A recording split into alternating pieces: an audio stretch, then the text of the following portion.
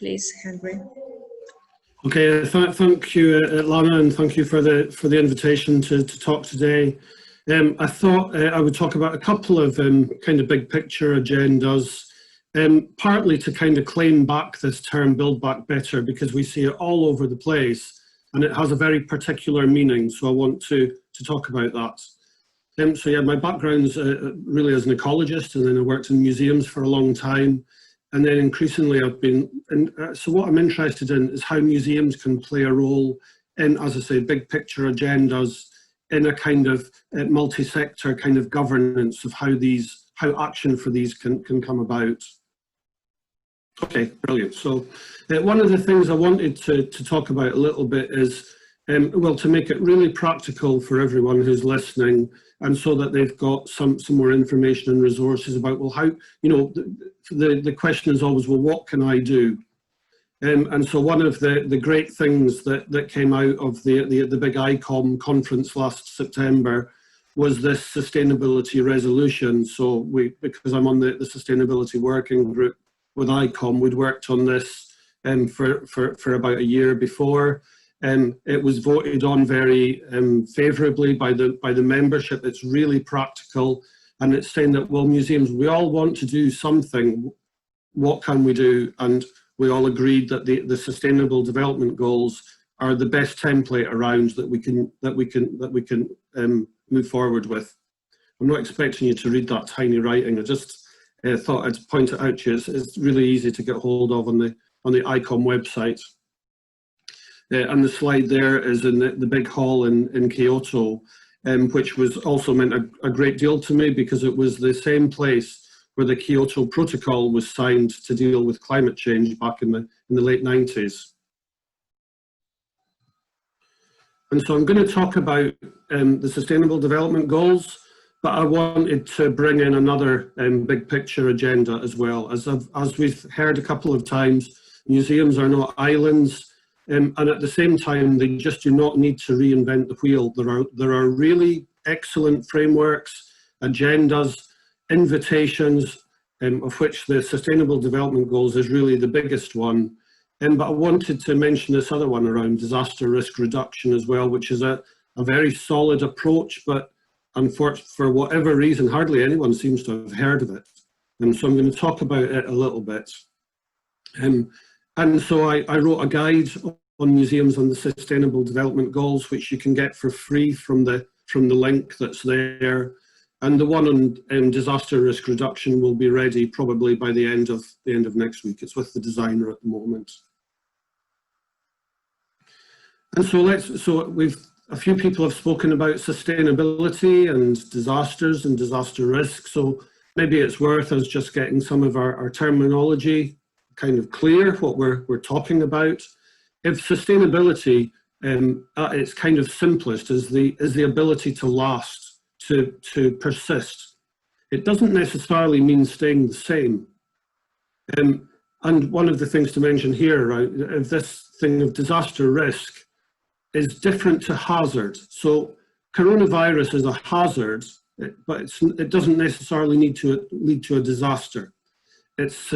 Are the systems and so on that we have, that's what causes disasters. So it is entirely possible to head off disasters. And that's one of the things I'm trying to get across here, that museums, they do not need to be just kind of reactive to whatever is going on in the newspaper or in the day-to-day. Museums are institutions of the long term. So that should be the long-term future as well as much as it is the long-term past. So that means we need to plan. That means we need to draw on really solid frameworks, concepts that enable us to resource the future. So if disaster risk is this thing, the potential loss of life and property and so on. So disaster risk isn't really a thing. It's a probability. It's like betting. But disaster risk is a function of hazard, exposure, vulnerability. So if we were to take an example that COVID-19 is the hazard, different places are more or less exposed to it. But within those places, different social groups, for various reasons, they're more vulnerable to it. But we can address all of those things by these things called capacity and resilience. So capacity is our collective ideas, resources, skills to face hazards. So I would say that my argument is that museums are capacity, they can be capacity builders. They can strengthen society's capacity to meet these challenges. And I wanted to start to talk about disaster risk reduction because I really hope we are not planning to just go in a circle and then try to get back to where we were before, because I'm not being funny, but it was not a great place. So disaster risk reduction is a much more powerful concept. It's aimed at preventing new risk from occurring, reducing existing risk, and managing what's left over. And this is to strengthen resilience and helps to achieve sustainable development.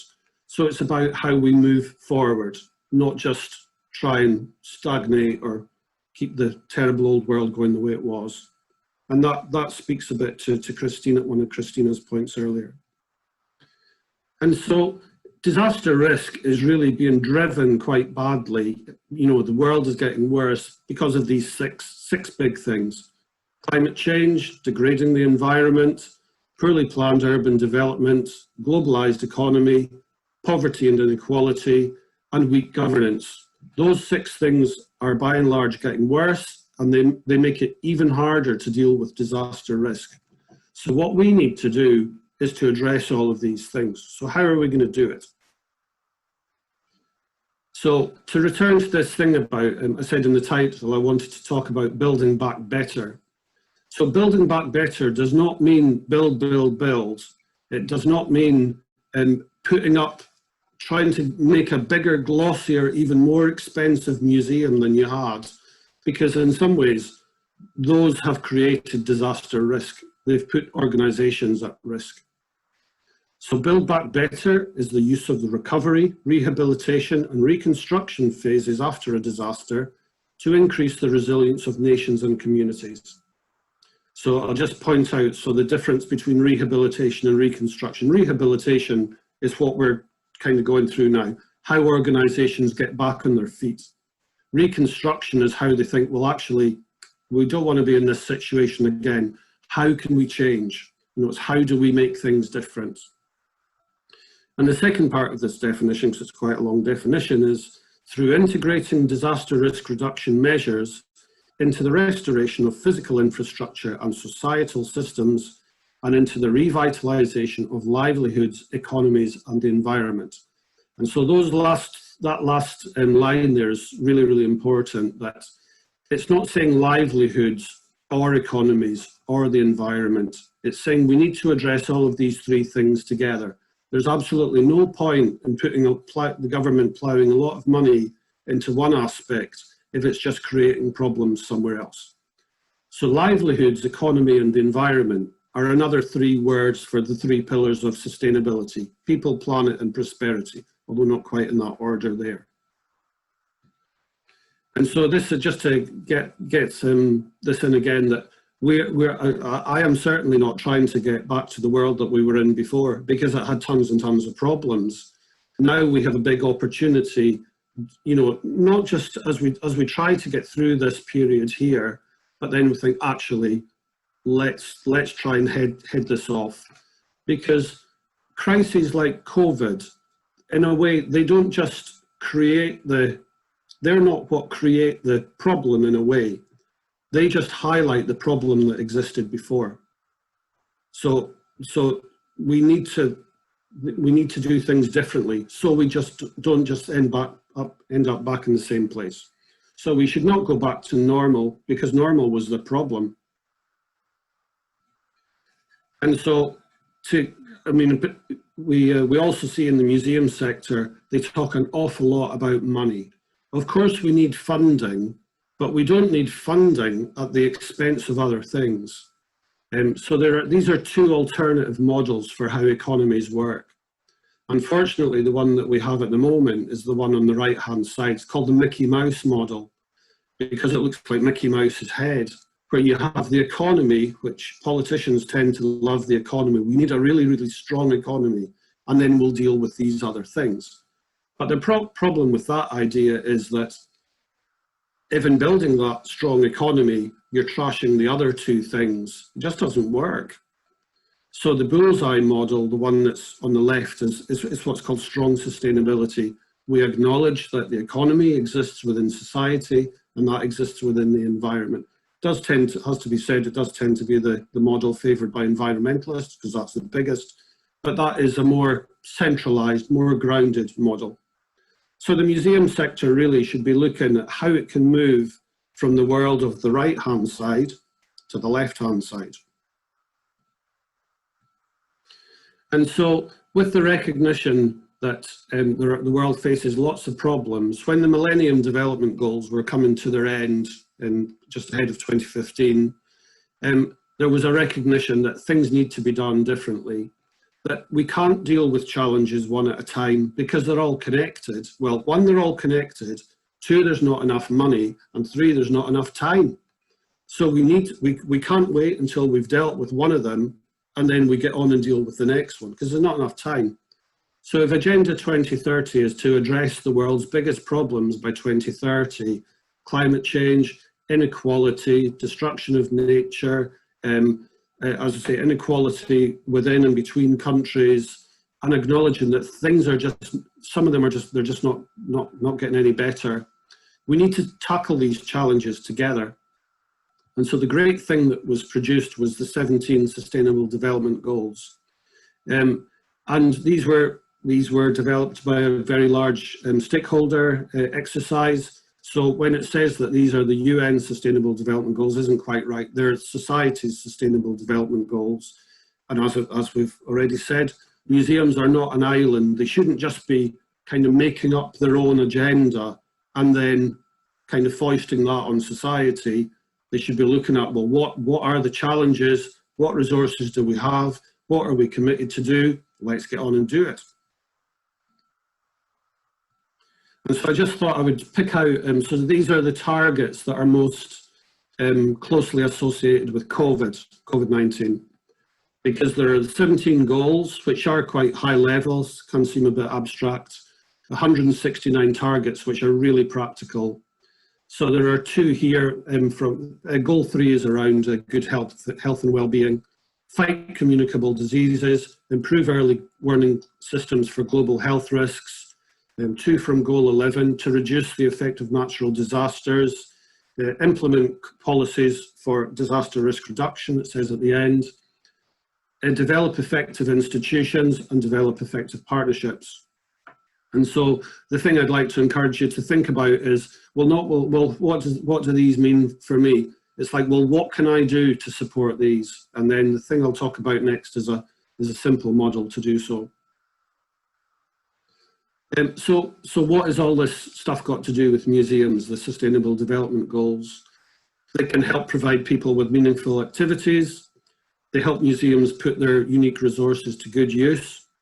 They can help museums to play a significant and distinctive part in an ambitious global agenda.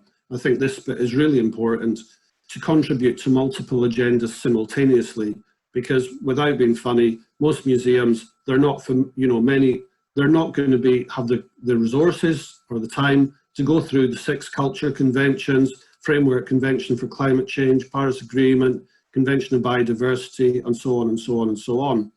So all of those things are already knitted into the Sustainable Development Goals. So you don't have to learn all that kind of stuff. You don't need to, get through all these many agendas. But the other thing which is fantastic is that the Sustainable Development Goals, they help avoid the trade-offs that there are sometimes between those different agendas, because we try to deal with them all together. So the SDGs can help us build partnerships and collaborations. And if nothing else, there are a lot of resources out there, in terms of information guides, toolkits, frameworks that you can draw on. So they can give everyone who's interested in a shared future a common language and a shared destination that they're trying to get to. And they can help, all of this can help museums to demonstrate their value to society, because my strong belief is that the measure of museums will be in the difference that they make in the world. That is how they will be sustainable themselves. And so I'll just talk quickly through these 7 activities that I put these together as a kind of model, like knowing what museums do, because I worked in museums for a long time, and then mapping these against the Sustainable Development Goals. What are the 7 kind of main, you can think of it as channels if you like. And what I would also think about, encourage you to think about, is that these things don't necessarily have to be done in a particular way. It's like, well, how can we do these given the different situations we're in? So the first one is to be concerned with protecting and safeguarding the world's cultural and natural heritage. And that means both within museums and more broadly. So when we see natural heritage at risk in the wider world, we should be concerned about it, because that's the world we're in, cultural and natural heritage. Secondly, to support and provide learning opportunities in support of the Sustainable Development Goals. That's widely recognised as totally crucial. It's written all through the goals. There is a dedicated target, there's a goal around education, a recognition that education doesn't end at school, it's lifelong. And there's an excellent target. Target 4.7 is about education for sustainable development. But what I'd maybe just point out here, just to go back to that point I made before, is that it doesn't say anywhere that you need to do that inside the museum. What I'm saying is this is an activity that museums should really try to keep going. And given the different circumstances they're in, as we have with this COVID situation, well, how can they keep going with that, delivering that activity, not necessarily in the way that they did before? The third one is about enabling cultural participation for all, because as Sharon mentioned before, they take a values-based approach. I take a rights-based approach. So I try to base my work and all this kind of stuff is from a human rights-based approach. So museums help support a number of the human rights. So one of them is about cultural participation, another one is around education, another one is around the right to information, and another one is about the right to development, another one is about the right to disaster risk reduction. So to me, that's the bottom line, is that museums are here to support these things.